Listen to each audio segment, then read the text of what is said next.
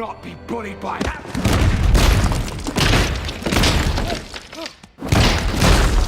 This man is trash. Loki, the god of mischief, is a character who has captivated audiences in the Marvel Cinematic Universe.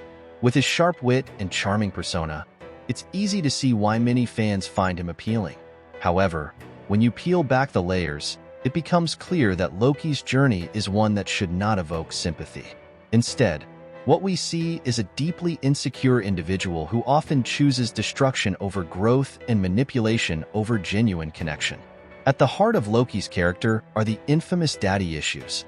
Raised alongside Thor, Loki discovers that he is not the biological son of Odin, but rather a frost giant, adopted out of pity after the death of his biological parents. This revelation shatters his sense of identity, leading him to feel like an outsider in both his family and his own skin. While it's easy to empathize with his plight, the way he responds to this trauma is what's truly telling. Instead of confronting his feelings head-on, he lashes out violently. His decision to attack the frost giants is particularly egregious. Here is a character who has been wronged, and instead of seeking understanding or reconciliation, he chooses vengeance against an entire race. Killing innocents is not the sign of a sympathetic character. It is the action of someone who refuses to take responsibility for their feelings. This brings us to a crucial point. Many characters in fiction have traumatic backstories. The difference lies in how they choose to handle that trauma. Loki's path is one of chaos and destruction, using his pain as a weapon rather than a catalyst for growth. Loki's insecurity doesn't just manifest in grand gestures like attempting genocide. It seeps into his everyday interactions, especially with Thor. The sibling rivalry he feels is exacerbated by his desire for validation and recognition. Rather than working to build his own identity, he resorts to undermining Thor at every turn. Consider Loki's actions during Thor and the Avengers.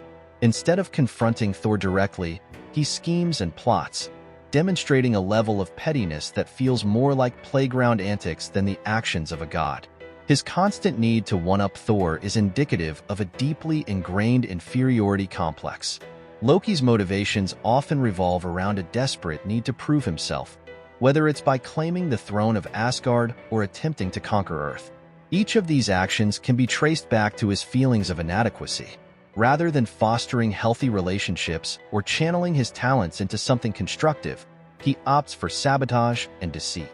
This decision-making process reveals a character who is not just insecure but actively chooses a path of villainy. Loki's charm and cleverness make him an engaging character, but his manipulative nature cannot be overlooked. Throughout the MCU, he uses deceit as a tool, often playing people against one another for his amusement or gain. In the Avengers, his master plan hinges on the manipulation of all the heroes. He creates chaos not just for power, but as a means to validate his own sense of superiority. Take, for example, his interactions with the Avengers. He doesn't just want to defeat them, he wants to humiliate them. This isn't merely the behavior of a villain. It's a deeper commentary on his own insecurities. By turning heroes against each other, he seeks to elevate his own status, feeding his ego while reveling in the chaos he creates. Manipulation is a significant theme in Loki's character arc. While it's often presented as clever or humorous, it has real-world consequences. Lives are lost, friendships are shattered, and trust is obliterated, all for the sake of his amusement.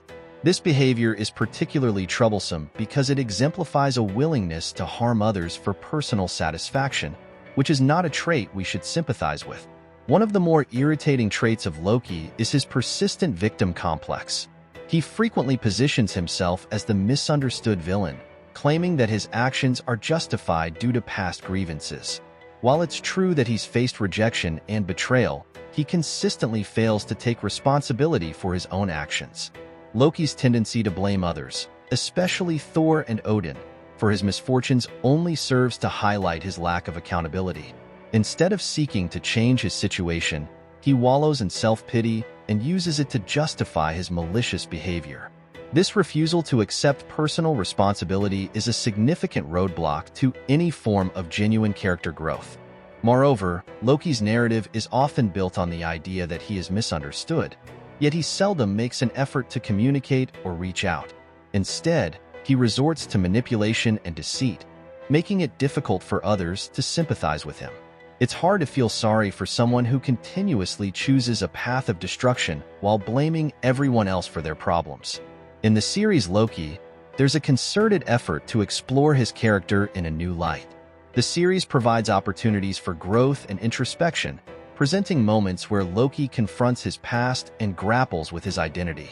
However, the question remains: does this new understanding erase the countless wrongs he has committed? While some fans may argue that the series humanizes him, it's important to recognize that his previous actions cannot simply be brushed aside. He has caused immense suffering and destruction, and a few moments of vulnerability don't absolve him of that. Redemption arcs are powerful, but they risk undermining the severity of a character's past actions if not handled carefully. Moreover, the attempts at redemption often feel disingenuous. When Loki shows remorse, it sometimes seems more like a ploy to gain sympathy rather than a true change of heart. This manipulation further complicates any potential for genuine growth.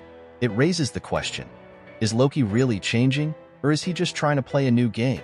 One of the more significant aspects of Loki's character is the impact he has on those around him.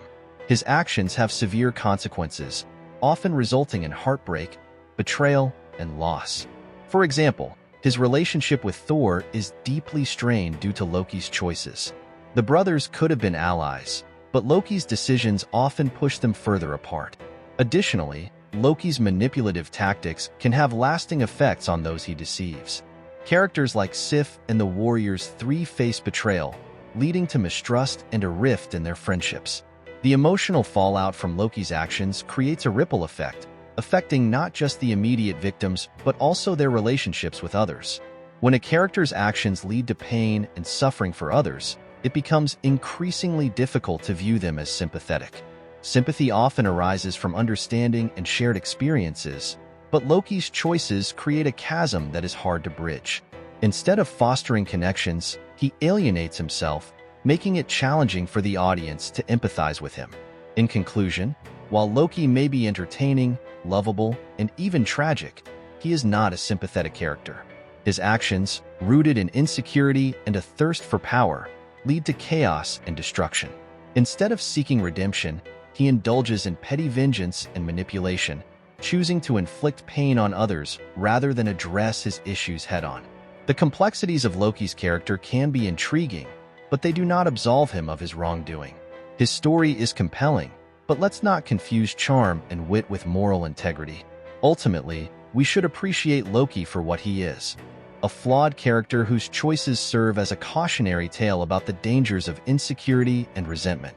Instead of viewing him as a misunderstood anti-hero, it's essential to recognize the depth of his actions and their consequences. Loki is a character defined by chaos and destruction, and while his story may be engaging, it ultimately reminds us that not all tragic figures deserve sympathy.